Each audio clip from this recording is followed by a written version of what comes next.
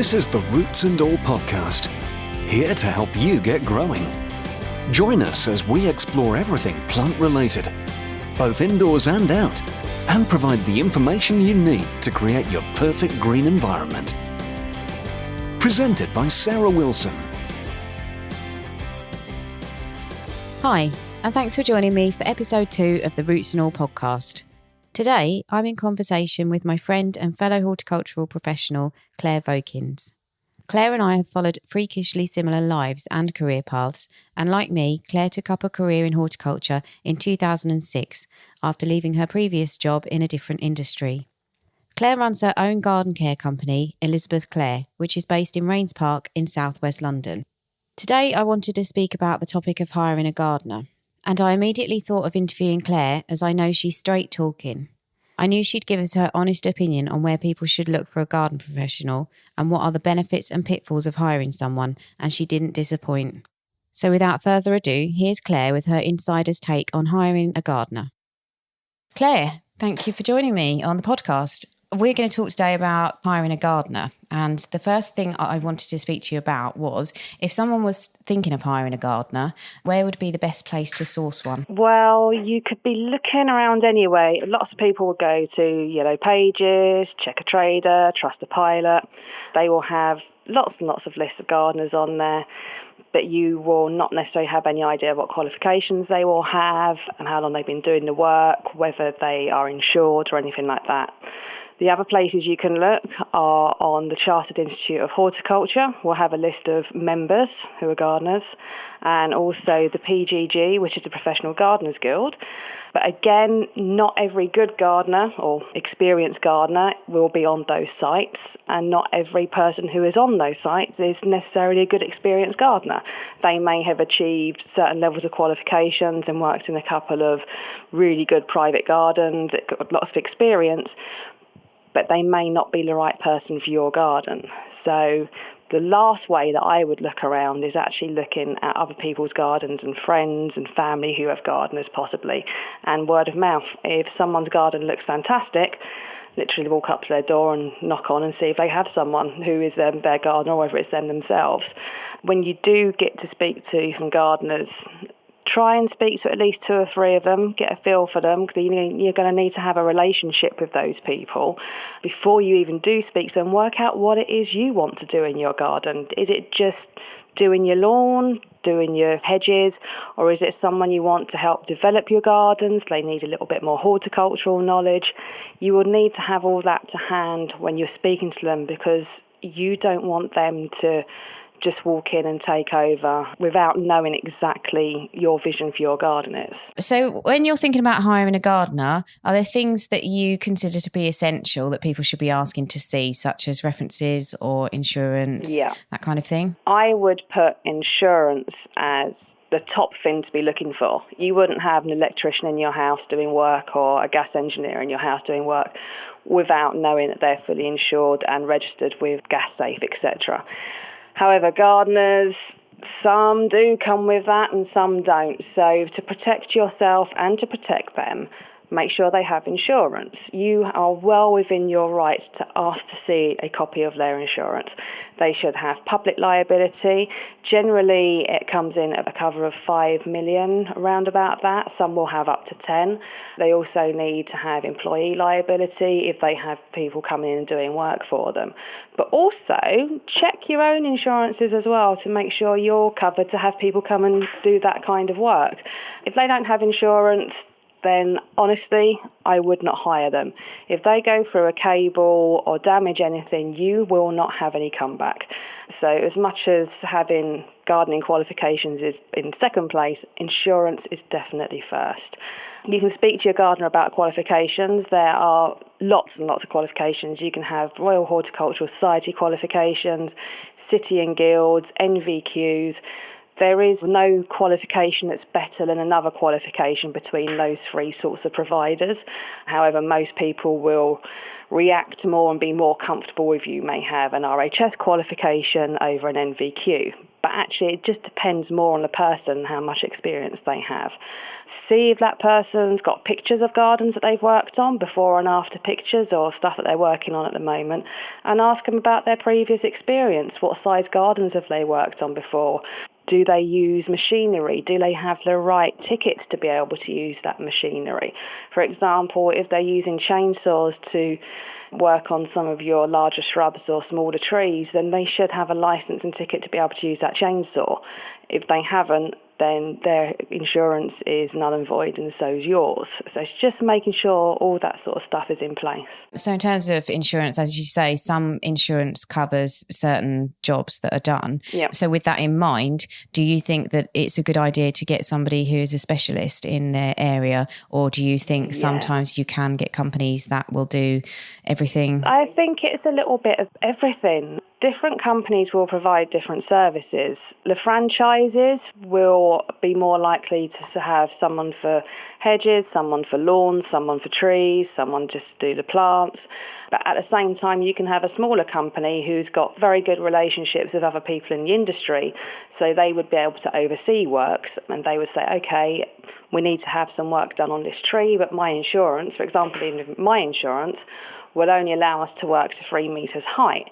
So anything over 3 metres height working, I will get a tree surgeon in. I've got 2 or 3 tree surgeons who are fantastic, and I can refer my clients to them, and I can oversee the work and liaise with the tree surgeon to make sure what we need done is being done correctly. Same with the lawns. If you have a large garden with large lawns, sometimes it's better to have a company in just to do the lawn and lawn treatments, and have another person in just to look after the plants. That way your garden's getting the best of both worlds, and it's probably far more economical for you to do it that way as well. So in terms of using specialists or all-rounders, will you expect them to bring their own tools if you're hiring a gardener, or are you entitled to provide them? Are there any kind of hard and fast rules? I would suggest for insurance purposes and for health and safety that the company brings their own tools. If you provide a company with your lawnmower that's been set in your shed and it breaks, or they get an electric shock from it or something, you're responsible. I would suggest you always have a company bring their own tools. Then they're not going to have any problem with your tools, and no one apart from them is going to be responsible for any accidents or anything that may happen or breakages. And also on that topic, I know we did chat about this before, but would you expect the company to dispose of the rubbish themselves? That's entirely an agreement between yourself and the company. Depending on where you live in the country, and even in big cities, every area will have a waste facility. Some councils will provide brown boxes for you to put your garden waste in, and will take it away between April and November. Some councils won't do that. Some people have an amazing composting section in the back garden, which we could use. Most gardening companies, if they're going to take waste away, they should have a green waste licence. It doesn't actually cost anything to have a green waste licence in London. I don't know about outside, but they have to take it away legally to a proper recycling place. And you need to make sure that they're doing that. I know that speaking to people down here in Sussex, I found that a lot of people do struggle to get hold of a good gardener and to retain them. Are you seeing that in London? And if so, do you think there's a reason for it? Cities will have more gardeners available in particular areas, but it doesn't necessarily mean they're good. We don't advertise in our company. We will have referrals mainly. So we know that our clients are people who are quite serious about their gardens and want a particular style of work done. But I have heard quite regularly that previous gardeners weren't quite sure of what was a plant, what was a weed, and was digging up somebody's mother's rose bush and, weren't very happy clients. So you need to have a look at how people are charging, what they're charging for. If someone's coming to you and saying that they're costing £10 an hour, and then another person's coming to you and saying they're £30 an hour, it's worth knowing what you're paying for within that money. With the £30 an hour guys, you're more likely paying for business rates, tax and national insurance, fuel for the tools, all the insurances for the work being done, as well as training that the guys have been on. Whereas your £10 an hour guy, he's hardly even covering his basic living wage.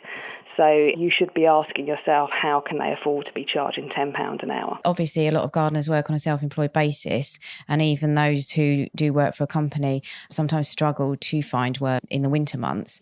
So I think a lot of people believe that maybe gardening is just a summertime job. Yeah, thank you very much to the media for showing us that gardening generally happens between February and November.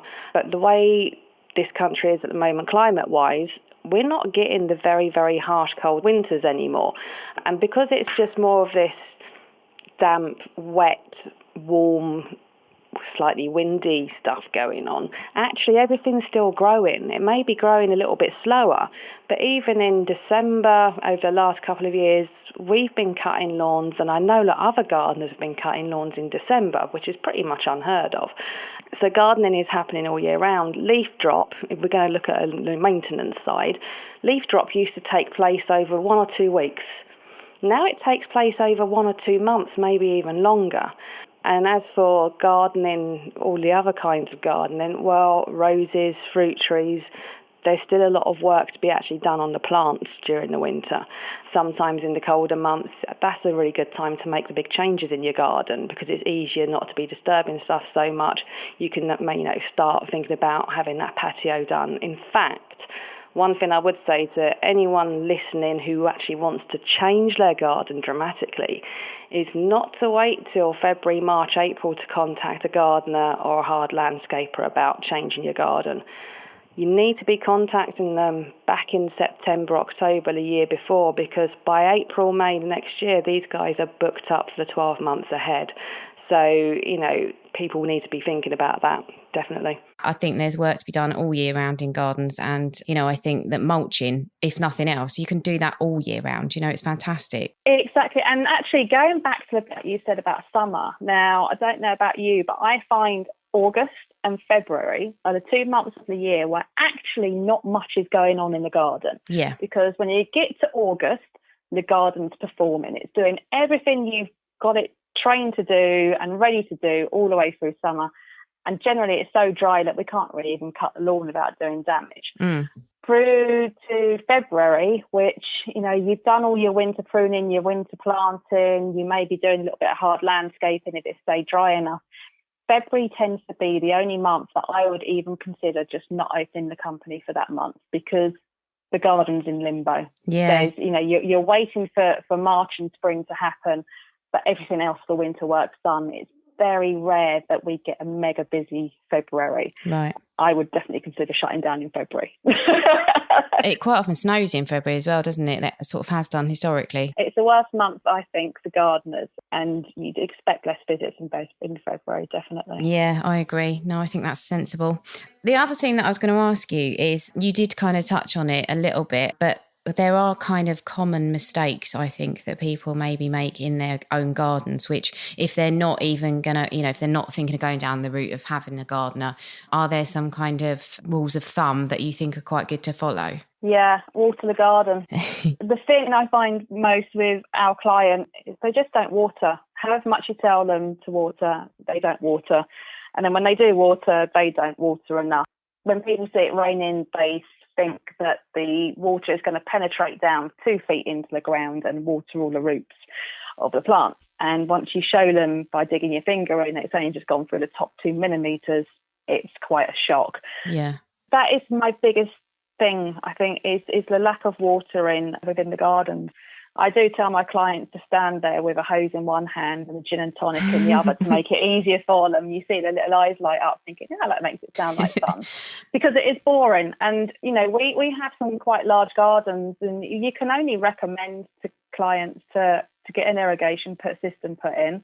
If they don't do it and don't water, then as a gardener, there's not much you can do other than just keep sending that advice out. Yeah. And the other thing with general mistakes is probably putting plants in the wrong place.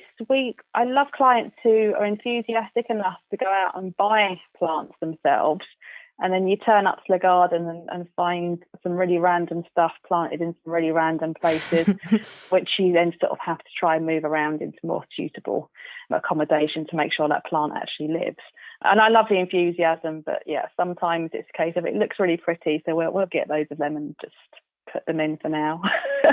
So talk to your gardener. Yeah, I think that was one of the things that actually spurred me into retraining as a gardener, was because I was so sick of buying plants that then died, and I had absolutely no clue that it was because I was just expecting the impossible. And it's, I used to go into garden centres and it would say, oh, plant this in full sun, and I'd have a garden that was just dry and shady, and I'd go, it'll be fine. And then then spending hundreds and hundreds of pounds just wasting it. So yeah, that is a really, really crucial thing to bear in mind. So the other thing I was going to say is, we touched on how difficult it is to find a good gardener, and if somebody has found one, then probably they want to keep hold of them. What are some of the things that people can do to actually retain their gardeners? It really is sometimes as simple as pay your gardener on time. It's not like going to Tesco's and walking out of a trolley full of food and not paying for it. You would never do that at another shop or another service. And I find a lot of gardeners, their biggest bugbear is chasing clients for payment. I haven't had the problem so much myself because I have quite a structured way of, charging people and sending out invoices. And then if they haven't paid their invoice by our terms and conditions, they get a reminder with an increase in admin fee. Once they've had that a couple of times, they then start paying on time. Mm-hmm. Paying your gardener on time is big. We still have lives to lead, and this is our livelihood. Like somebody else's job is their livelihood. Those people wouldn't expect their company to pay them a couple of weeks late just because the money just wasn't there. Mm-hmm. It's, there is an impact. Giving access, actually, as well, making access easy for the gardener.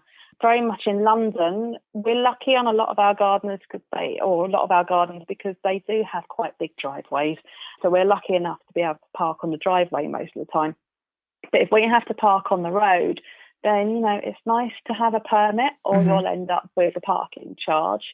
Toilets, interesting one. Yeah, that is an interesting one, actually. Yeah, some of our clients are fab and they'll just let guys wander through the house. I always make sure our guys have the plastic blue over shoes to go through people's houses. Yeah. Because you don't want to be dragging mud through. But there are clients who won't allow gardeners into their house, and I don't know how they expect people to actually work without going to the toilet during the day. It's quite interesting. But in London, again, it's easy.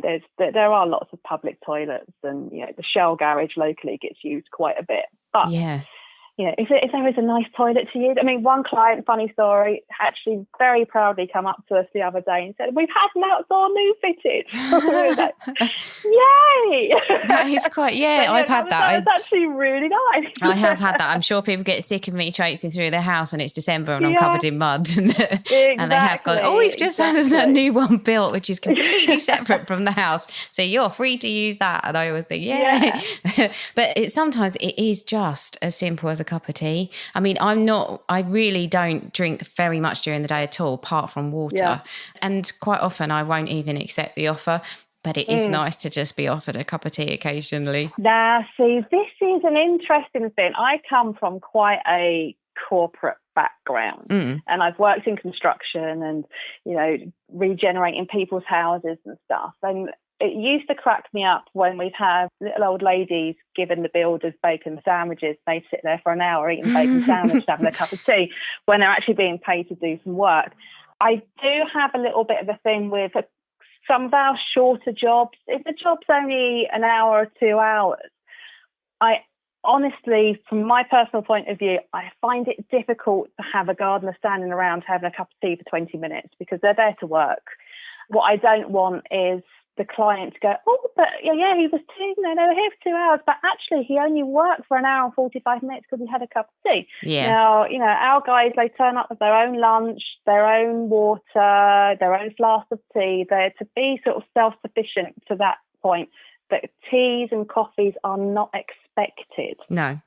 And I have, we do have one wonderfully lovely client, but the guys are there for an hour. And she'll bring a cup of tea out at 10 minutes towards the end, which is actually a little bit difficult because obviously the guys want to finish the tea and be polite, but we've also got to get to the next job.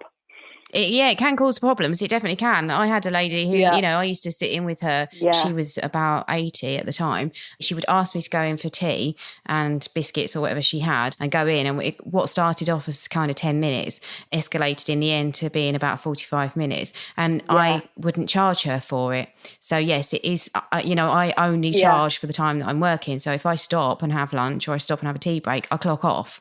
So, yes, it is difficult. I completely get it, which is why sometimes I say, no, that's a really lovely thank you, but it's fine. I'd rather crack on. Different people work different ways as well. I think sometimes when you're a sole trader, you have that little bit more of flexibility if it's just you. I think if you're a small company and you've got people going out and doing the work, all our clients are timetabled, they're at the same time every week, but whatever. Yeah. We expect the guys to turn up on time, and I don't expect them to have to hang around having a cup of tea and making themselves late for the next person. No, I totally agree. So I'm a little bit of a harsh boss when it comes to that. I'm not one of these gardeners, even myself, I'm not one of these people that expect teas and coffees and trays of biscuits and judge my clients by how many custard creams I got this week, which I have seen on a regular basis, clients judged on the cake. But no, it's not something I necessarily agree with. And everyone's going to hate me for saying that and not being a proper gardener. No, not at all. No, I agree. I mean, it is awkward. It's just nice to be asked occasionally. And the reason I say that is because I've had a couple of customers who've never once asked me if I wanted a cup of tea in all the time that I worked there. And yet they had some builders in and they were bringing them out trays of biscuits and tea and bowls of sugar, etc. But that's because building's really heavy, hard work. Is that what it is? You mean they were working double as hard as I was? We just potter. We just potter in the garden. It's that image of gardeners. Do you remember the hip to shoulder thing? You don't bend down, you're not reaching up, you're not lifting up 25k bags of compost. All that hard work that people don't see. Oh, yes, I see. Exactly. That's where I was going wrong then. Yeah. So would you expect to hire a gardener all year round, or is it just a summer months job? No, I would expect to hire a gardener all year round. Unless you've had a garden design that has no plants in it at all that grow between October and March, then you will need someone all year round. Fruit trees will need pruning. Roses will need to have their formative pruning done on them and, other work. And with the climate change as it is at the moment, we're getting these horrible, wet, warm, moist winters as opposed to freezing cold winters. And everything keeps growing. So, yes, so definitely all year round gardening. Okay. Yeah. That's also important in terms of trying to run a business. Yeah. There is the work there. I do have customers who occasionally say to me, don't come in over the winter. And I say, well, that's fine, that's your choice. But then they will call me mid-April and I'll get there, but a lot of the weeds have already gone to seed. Yeah. And it is true, totally true, what they say about 1 year's seeding, 7 years weeding. If you let those weeds go to seed, then I'm doing 7 times as much work as I need to or whatever.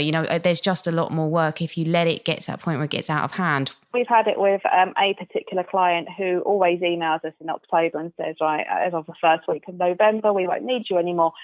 And I always, for the last couple of years, I've sent them an email reminding them how much their first visit cost the next year, because there was so much work to do that they had to pay for us to be in there for 2 to 3 days. Right. Rather than having, cutting back down to once a month visit rather than twice a month visit just to keep ticking over. So there is a cost implication by not having your gardener in during the winter months because you're paying more in the spring when there's more work to do. I really think that's the case. And also, some people I find I'll go to them and they will want maybe once or twice a year just to raise everything to the ground and then let it go again. And then, but long term, that's not a plan for your garden, is it? No, we've stepped away from doing that. When I first started doing this work, clearances were great because actually you can shove a couple of guys in with a load of tools and, get a garden cleared very quickly and make a decent amount of money on it.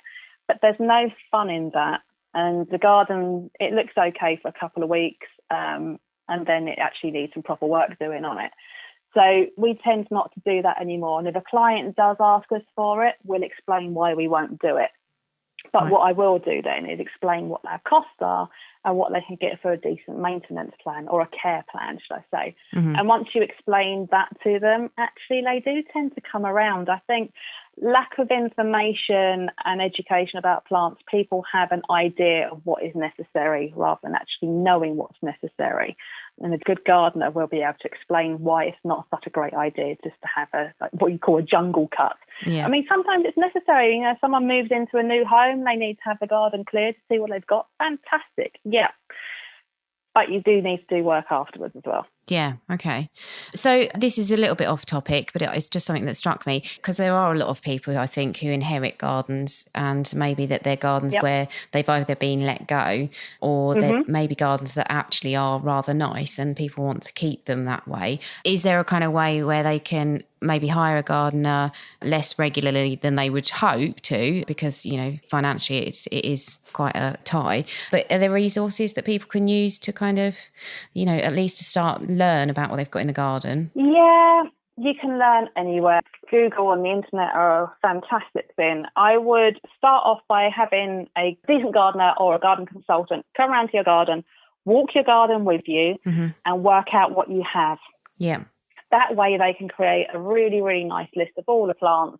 A really good gardener will actually be able to create a maintenance plan for you. And then you can either figure out whether you're actually able to do that yourself or whether you need someone to come in and do that. Yeah. Now, resources-wise, there is a company called Shoot Gardening where you can actually go online and input all those plants that you've now found in your garden, and it will create a maintenance plan for you. There's good things and bad things about that. It's a computer-generated system which doesn't necessarily take into account what's exactly happening in the outside world of the weather. Although on the list it may say your choicea needs cutting back at this month because it only flowers once a year. Well, actually, last year I saw choicea flowering 1, 2, 3, 4 times in a year because it was just going crazy with the weather. Yeah. Your human gardener will be able to say, just leave it a little bit longer. We need to, you know, make sure it's got through its flowering phase, whereas a maintenance plan off of Shoot will just give you a random idea of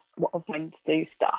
But it's a great way to learn. I mean, the other thing you can look at, the RHS has got a great website. If you want to know how to look after a plant, you just go onto their plant finder, enter the name of the plant in there, and it will come up with all the information for you, where you should put it, what soil it likes, how much water it needs, how big it's going to grow to. That's the other thing that you find in people's gardens. You know, they'll buy a shrub not realising that, in fact, it's a tree, and in 10 years' time, it's going to be 20 foot tall. And that's sometimes down to labelling, or people just don't realise how quickly something's going to grow and how big it's going to grow. So there's definitely a lot out there to help people look after their gardens themselves. But start off with a consultation to find out what you've got in the first place. Yeah, I think that's brilliant. And actually, I think that may be a service that a lot of people don't realise exists. I mean, I do that work for people. Yeah, it's something we do. So even if you don't want a regular person once a week, that is such a key thing, because as you say, once you know the name and you know that is what you've got, you can find it out weather yourself. and stuff, you can research it on the internet. So, you know, that is a good option for people. Thank you, Claire, for your time. I was just going to ask you one final question. If you could give one final piece of advice to somebody thinking of hiring a gardener and they do want to have a long and fruitful relationship with them, what would it be? Communicate. Talk to your gardener. Have a relationship with them, because your garden is your personal space and you won't let anybody into your personal space. And when I work in someone's garden, I generally feel quite privileged that they've allowed me into that space, because, you know what, I can go home at the end of the day. That person who owns a garden is sitting out in it, looking at it and hopefully enjoying it.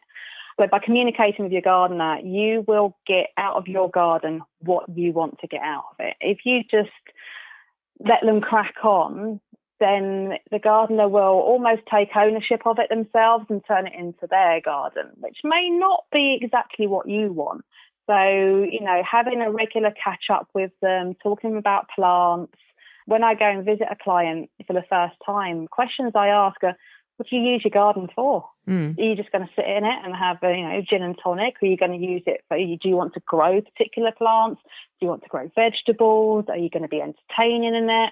You know, every garden has its own purpose for that family. Communicating what you want out of your garden with your gardener will make sure that you get the best garden possible. So a massive thank you to Claire for speaking to me about how to successfully hire someone to work in your garden. I think we covered loads of salient points, but one thing we only mentioned in passing, but it's one of the first questions I'm asked, is how much is your hourly rate?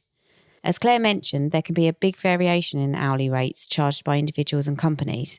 In my experience, if you're paying any less than £15 an hour, you're probably looking at fairly unskilled labour, and I would recommend you're looking to pay between £20 and £30 per hour in order to hire someone with a decent amount of knowledge and experience. The two caveats here are that you'll probably be paying more in larger cities such as London. I'd also say that with all things, the amount you pay for something is not always indicative of quality. You could find an absolute gem of a worker for £10 per hour, and you could equally pay a higher rate and not be happy with the work carried out. As Claire said, it's worth doing your homework. Shop around, take your time to choose the right person, and ask for references and referrals. Your relationship with your gardener should be a long and fruitful one. The question of how much you should be paying your gardener is such a key one that I'll be blogging about it, so keep an eye on the website rootsandall.co.uk for this article. As with any of the podcasts, I'd love to hear your comments and to know if you have any questions or topics you'd like to see covered on future episodes. You can email me at podcasts@rootsandall.co.uk.